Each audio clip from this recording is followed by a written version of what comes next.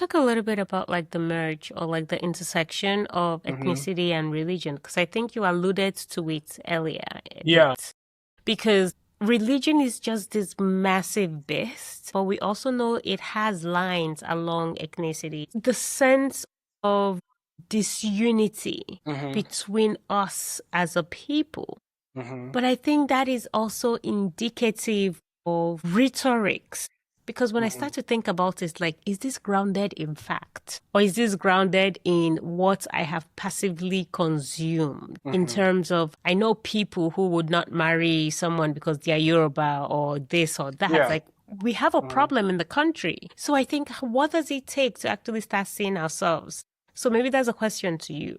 What does it Hmm. take to start seeing ourselves as Nigerians rather than a different kind of Muslim than that Muslim, and then Yeah. different ethnicities and different groups Hmm. of people? Yeah. I think that okay, You're just like jam question. like you mentioned before, what your friend says that it's only when we come outside we see ourselves as Nigerians, and we're in Nigeria we see ourselves as different ethnic groups. I was recently talking to someone from Rwanda, and we're just talking because I know every African country has tribes and things like that. So I kind of alluded to, okay, what tribe are you from? And she mentioned that there are no tribes in Rwanda.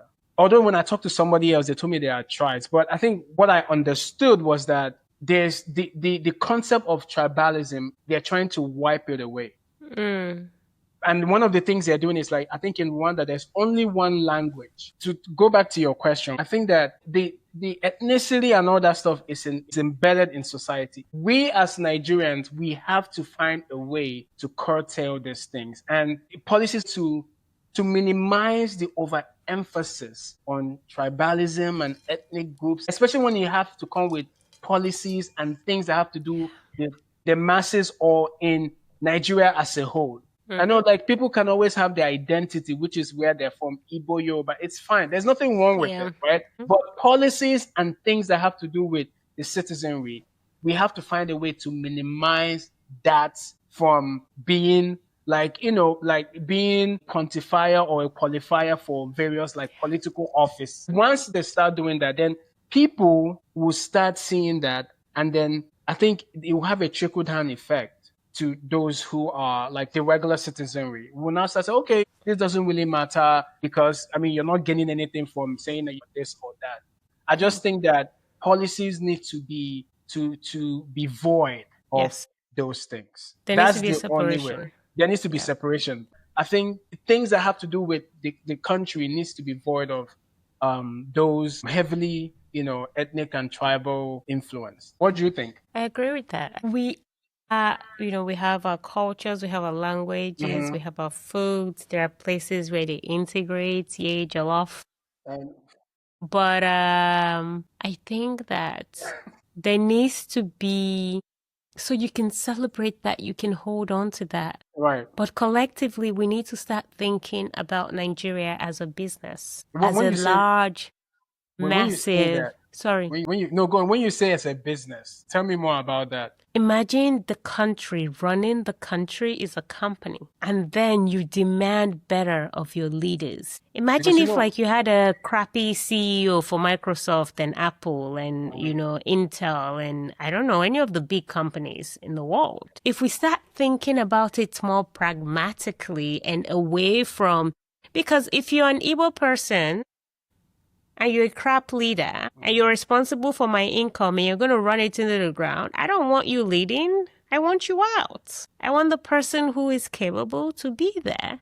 So I think there needs to be that separation because we keep thinking about this country as something that is not ours. And you said something which brought this up for me around our leaders have proven to us over and over and over again that they don't care about us. So our leaders don't need to do anything at this point. People need to start, you, me, and all of us need to start Mhm. demanding more of our leaders. Somebody I was talking to recently from Kenya, he was talking about what he's a Pan-Africanist, right? And he was talking about what he Just like sees me.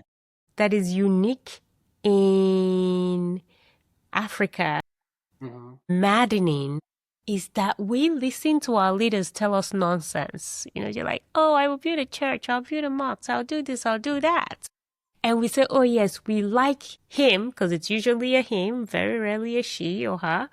But we will say it's true now. I mean, it's true. It's like, God forbid our leaders are women. They must be men. They must be over 50. But anyways, I digress. But, like he was saying about how we listen to what they tell us and then we celebrate that. We don't tell them rarely. We hardly ever tell them what we want. And I think that is inherently problematic because we don't have a voice. We don't think we have a voice. So I can come tomorrow if I can pay the billions of naira or whatever, how much millions I need to get a seat to run for office. I can come and be like, I'm going to build skyscrapers. I'm going to take you up to the moon. And that's it. People are excited about that because it sounds good. But people are not thinking about the bare necessities that they need and the challenges that they have in healthcare and education, in literally having power, in transportation, logistics, in food, in having a decent, livable wage. The average salary, income, I checked a couple of months ago, in Nigeria was less than 400,000 naira.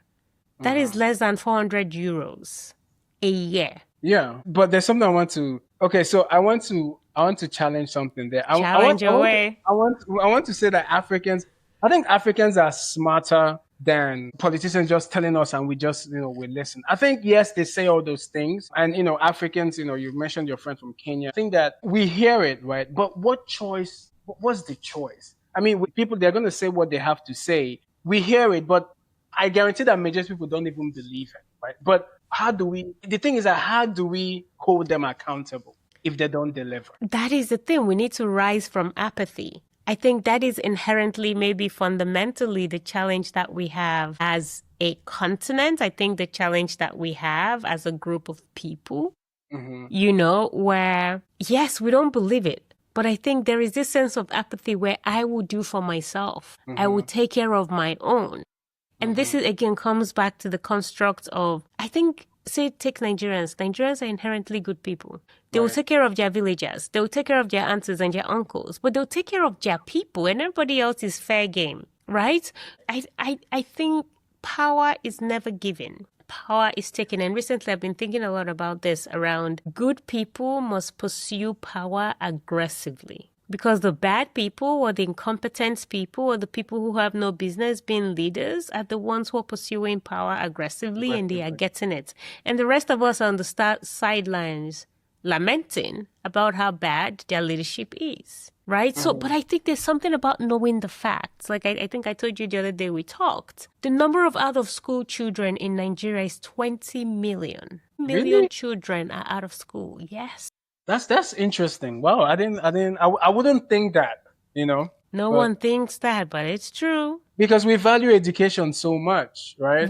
I think we value education, but it also comes down to the family you're in and what they can afford. Now, if you think about in areas like in rural areas where there's no school, like some kids are learning under the tree, there's no chair, no table, nothing. Right. That's a reality for a lot of kids. 20 million. That's a couple of countries. Yeah. And we're not reducing in population, we're increasing. So it's problematic.